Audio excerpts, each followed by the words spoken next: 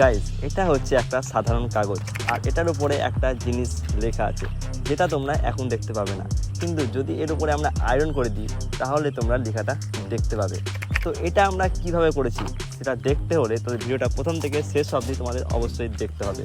আর এই ভিডিওটা আমি বাড়িতে শ্যুট করেছি, কারণ আয়রন করার জন্য প্রয়োজন ইলেকট্রিসিটি, যেটা আমার বাড়িতে রয়েছে, কিন্তু আমি যেখানে ভিডিও শ্যুট করছি সেখানে ইলেকট্রিসিটি নেই।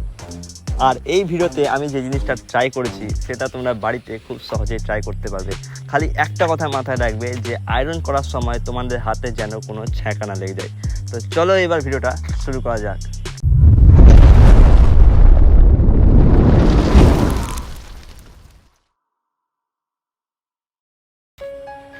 এই জন্য প্রথমে আমাদের লাগবে একটা কাগজ, আর লাগবে একটা লেবু, যেটা আমি বাড়ির গাছ থেকে তুলে নিয়ে এসেছি।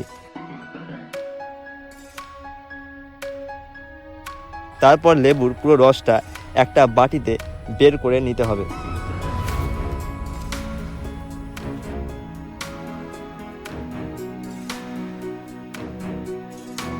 লেখার জন্য আমি এখানে ইয়ারবাড ব্যবহার করছি, তোমরা চাইলে অন্য কিছুও ব্যবহার করতে পারো।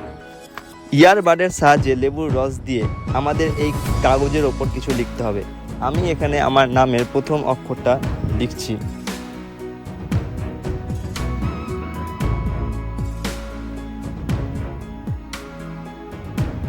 কাগজটা শুকিয়ে যাওয়ার পর সিম্পলি এই কাগজটার ওপর আমাদের আয়রন করে দিতে হবে।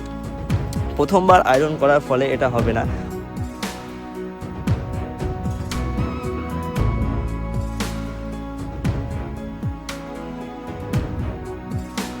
কয়েকবার আয়রন করার পর আমাদের এটা লেখাটা ফুটে উঠবে।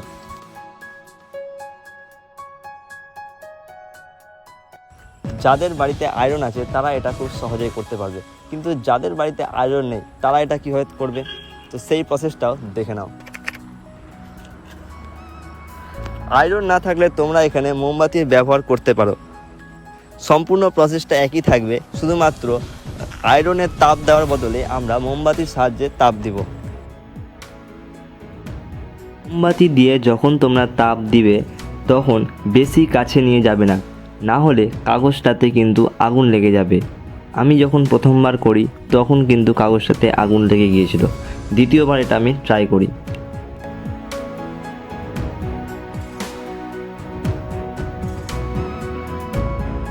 তোমরা দেখতেই পাচ্ছ যে মোমবাতি দিয়েও এটা কাজ করছে।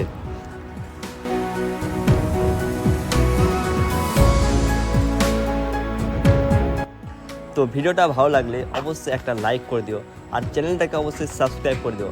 আমরা 400 সাবস্ক্রাইবের খুব কাছে আছি, তাড়াতাড়ি কমপ্লিট করে দিও। তো আজকের মতো ভিডিওটা আমি এখানে শেষ করছি, দেখা হচ্ছে পরের কোনো ভিডিওতে।